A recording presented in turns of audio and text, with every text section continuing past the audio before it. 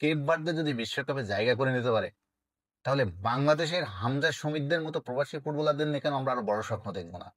18 কোটি মানুষের বাংলাদেশ, তাদের কাছে এখনো ফিফা বিশ্বকাপ, ফুটবল বিশ্বকাপটা আলোক বর্ষ দূরে। প্রবাসী ফুটবলারদের নিয়ে বিশ্বকাপে জায়গা করে নিল আফ্রিকার এক পুচকে দেশ কেপ ভার্দে। বিশ্বকাপে জায়গা করে নেওয়া দ্বিতীয় ছোট দেশ হচ্ছে কেপ ভার্দে। 5 লাখ জনসংখ্যার কেপ ভার্দে যদি বিশ্বকাপে জায়গা করে নিতে পারে, তাহলে বাংলাদেশের হামজা সমিতদের মতো প্রবাসী ফুটবলারদের নিয়ে কেন আমরা আরো বড় স্বপ্ন দেখবো না?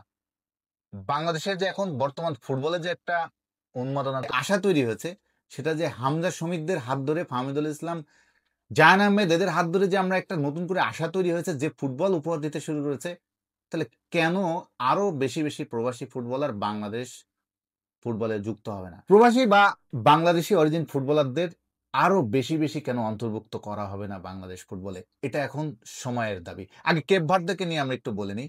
কেপ ভার্দে দেখেন একটা আটলান্টিকের 10টা দ্বীপ নিয়ে আফ্রিকার একটি খুবই ছোট একটা দেশ। 4,000 বর্গ কিলোমিটারের এই দেশে সব মিলে 5 লাখ লোক মনে হয় বাস করে। বাংলাদেশের খুলনা সিটি কর্পোরেশনেরও যদি হিসাব করেন, সেখানে অন্তত 10 লাখ লোক বাস করে। আর সেখানে পুরো একটা কেপ ভার্দে, একটা কেপ ভার্দে দেশ, সেখানে 5 লাখ লোক মানুষ, সেই 5 লাখ মানুষের মধ্যে অসাধারণ ট্যালেন্টেড ফুটবলার, যারা কিনা জায়গা করে নিল বিশ্ব মঞ্চে ফিফা বিশ্বকাপ।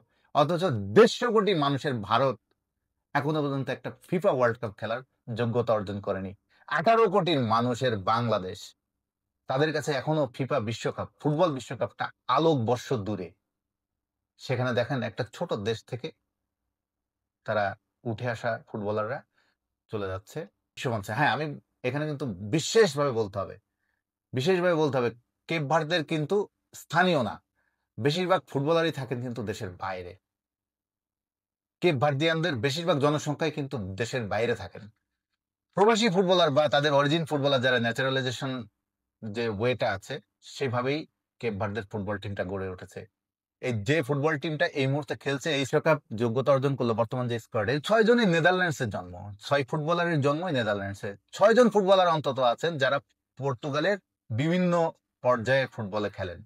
এছাড়া ইসরায়েলে খেলা ফুটবলার আছেন, এছাড়া আয়ারল্যান্ড, হাঙ্গেরি, সৌদি আরব, আরব আমিরাত, এরকম বিভিন্ন দেশের খুব ভালো মানের লিগগুলো তারা খেলে থাকেন এই ফুটবলাররা। বিভিন্ন দেশের উন্নত সিস্টেমে বড় হয়ে ওঠা ওই ফুটবলাররা উন্নত লিগে খেলে নিজেদেরকে তৈরি করেন। ফলে কেপ ভার্দে পুরো টিমটাই প্রবাসী ফুটবলার বা তাদের বংশোদ্ভূত ফুটবলারে ভরা, এবং তারা সাকসেস এখন কিভাবে পেয়ে গেল। সুতরাং জাস্ট নিজেদের মাদারল্যান্ড থেকে বেড়ে ওঠায়, ছোটবেলার থেকেই জন্মভূমি থেকে বেড়ে ওঠা ফুটবলাররাই যে বিশ্বমঞ্চে দলকে নিয়ে যাবে এমন কোনো কথা নেই। সেটা কেপ ভার্দে আরেকবার প্রমাণ করলো। এর আগে আমি একটু ইনফরমেশন দিয়ে নিই যে ক্ষুদ্র দেশগুলোর মধ্যে কিন্তু কেপ ভার্দে হচ্ছে দ্বিতীয়। এর আগে আইসল্যান্ডকে আমরা দেখেছিলাম। আইসল্যান্ড 2018 সালে বিশ্বকাপে খেলার যোগ্যতা অর্জন করেছিল, তাদের জনসংখ্যা ছিল 3 লাখ, আর কেপ ভার্দে জনসংখ্যা 5 লাখ। তো এই প্রবাসী ফুটবলারদের নিয়ে কেপ ভার্দে যে সাকসেসটা পেয়েছে, যে সাফল্যটা পেয়েছে, এদের এই জিনিসটা কিন্তু পৃথিবীর অনেক দেশকে তারা অনুপ্রাণিত করবে। আমাদের মতো বাংলাদেশকে তো আমি মনে করি আরো বেশি অনুপ্রাণিত করা উচিত। কারণ বাংলাদেশ ফুটবল ফেডারেশন বা বাংলাদেশ ফুটবল কিন্তু ধীরে ধীরে সেদিকে এগুচ্ছে, এবং এটাকে বাংলাদেশ ফুটবল ফেডারেশন স্বাগত জানাচ্ছে। কারণ আমরা দীর্ঘদিন ধরে দেখলাম আমাদের নিজেদের দেশ থেকে বেড়ে ওঠা, মানে আমাদের স্থানীয় পরিবেশ থেকে বড় হয়ে ওঠা ফুটবলারদের হাত ধরে আমরা খুব বেশি সাফল্য পাইনি, বরং ফুটবলটা অধপাতে নামতে নামতে নামতে অনেক নিচে নেমে গেছিল র্যাঙ্কিং এ। সেখান থেকে আমরা কিছু ভালো মানের, উঁচু মানের, হাইলি প্রফেশনাল ফুটবলার পেলাম। এই বছর থেকে আমরা দেখলাম এই হামজা চৌধুরী, সমিত সোম, ফাহমিদুল ইসলাম, জাহান আহমেদ, তারেক কাজী তো আগের থেকে ছিলেন, জামাল ভাই আগের থেকে ছিলেন, আরো অনেক ফুটবলার আসতে যাচ্ছেন। অনেক প্রবাসী ফুটবলার বা বাংলাদেশি অরিজিন ফুটবলার বা বাংলাদেশি বংশোদ্ভূত ফুটবলার, যে নামেই বলি না কেন, তারা অনেকে আসতে চাইছেন, যুক্ত হতে চাইছেন এক হামজা এফেক্টে। দেখুন বাংলাদেশের ফুটবলের চেহারাটা ধীরে ধীরে কিভাবে চেঞ্জ হয়ে যাচ্ছে। বাংলাদেশের ফুটবলের মানও দেখুন, হংকং এর মতো দল যারা বাংলাদেশ থেকে র্যাঙ্কিং এ যোজন যোজন এগিয়ে 146 বনাম 184, সেই 146 নম্বর র্যাঙ্কিং এর হংকং এর বিপক্ষে বাংলাদেশ কি ফুটবলটা উপহার দিয়েছে। দেশের মাঠে 7 গোলের থ্রিলিং একটা ফুটবল উপহার দিয়েছিল বাংলাদেশ। 3-1 গোলে পিছিয়ে থেকেও ৩ গোল ড্র করার সুযোগ তৈরি করেছিল।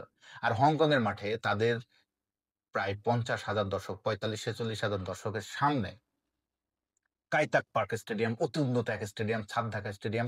সেই স্টেডিয়ামের সামনে বাংলাদেশ কি দারুণ এক ফুটবল উপহার দিল, স্পেশালি সেকেন্ড হাফে। আপনি খেয়াল করুন, সেকেন্ড হাফে যখনই ফুটবলার বদলি হয়েছে, স্পেশালি প্রবাসী ফুটবলাররা যখন বেশি খেলার সুযোগ পেয়েছে, মানে বাংলাদেশি বংশোদ্ভূত ফুটবলাররা বেশি সুযোগ পেয়েছে, তখনই যেন খেলার ধরনটাও চেঞ্জ হয়ে গেছে। হ্যাঁ, শুরুতে যদি, যেমন বিশেষ করে ঢাকা স্টেডিয়ামের ম্যাচটা নিয়ে আমাদের কি আফসোস, মানে শুরু থেকে যদি বেস্ট প্লেয়ারদের খেলা যেত, হয়তো ওই দিন রেজাল্টটা আরেক রকম হতো। যাই হোক, আফসোসের কথা আমরা না বলি, আমরা বলি আশার কথা। সেই আশাটাই যেন তৈরি হচ্ছে বংশোদ্ভূত ফুটবলার দিয়ে। সুতরাং কিছু সংস্কার, মনের মধ্যে কিছু গোঁড়ামি আমাদের অনেকের মধ্যে থাকতে পারে, যে লোকাল ফুটবলকে অবজ্ঞা করছে কিনা, যে বাইরের সিস্টেম থেকে বড় হয়ে ওঠা ফুটবলারদেরকে বেশি যুক্ত করতে গিয়ে, বেশি গুরুত্ব দিতে গিয়ে, এদিকে স্থানীয় ফুটবলারদেরকে আমরা কোনো আবার ডিফারেন্স মেক করে ফেলছি কিনা, এরকম অনেক আলোচনা কিন্তু আছে। আমি মনে করি এই বিতর্কের এখন আর যৌক্তিকতা নেই। এখন সবাই বাংলাদেশের, তাদের সবাই ব্লাড বাংলাদেশি, তারা সবাই বাংলাদেশের খেলোয়াড়। এখানে বংশোদ্ভূতকে, স্থানীয়কে, এর কোনো পার্থক্য নেই। সবাই মিলেমিশেই দলটাকে একতাবদ্ধ হয়ে, ভালো মানের ফুটবলার, যে ভালো মানের ফুটবলার সেই ন্যাশনাল টিমে খেলবে, যে দুর্দান্ত ফুটবলার, উঁচু মানের ফুটবলার, সেই ন্যাশনাল টিমে খেলবে। এটাই হবে প্রথম শর্ত। সে কোথা থেকে বড় হয়ে উঠেছে বিষয় না, বাংলাদেশি ব্লাড হলেই হলো। তো সেক্ষেত্রে বাংলাদেশে আমার মনে হয় এখন আর এই তর্ক বিতর্কর বিষয় না, এখন বাংলাদেশ ফুটবলকে এগিয়ে নেওয়ার। আমি আপনার ছোট্ট একটা উদাহরণ দিই, হংকং এর বিপক্ষে যে গোলটা করেছে হংকং এর মাঠে, আপনি জাস্ট খেয়াল করুন। প্রথম ক্রসটা দিল ফাহমিদুল ইসলামকে, ফাহমিদুল ইসলাম সেটি পাঠালো রাকিবকে। আপনি দেখুন এখানে তিনজনের ক্ষেত্রে আপনি মিলটা দেখুন, এখানে কে স্থানীয়, কে বংশোদ্ভূত, খেলার মাঠে কিন্তু ওই বিষয়ে কারোর মাথায় নেই। সেখানে দলকে জেতানোর জন্য তারা খেলছেন।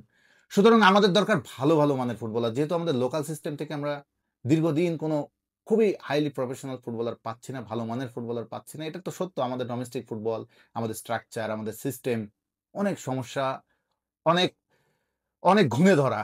এই স্ট্রাকচার থেকে রাতারাতি একজন ফুটবলার বিশ্বমঞ্চে আলোকিত করবে, এটা আসলে এই মুহূর্তে এটা বাস্তবসম্মতও না।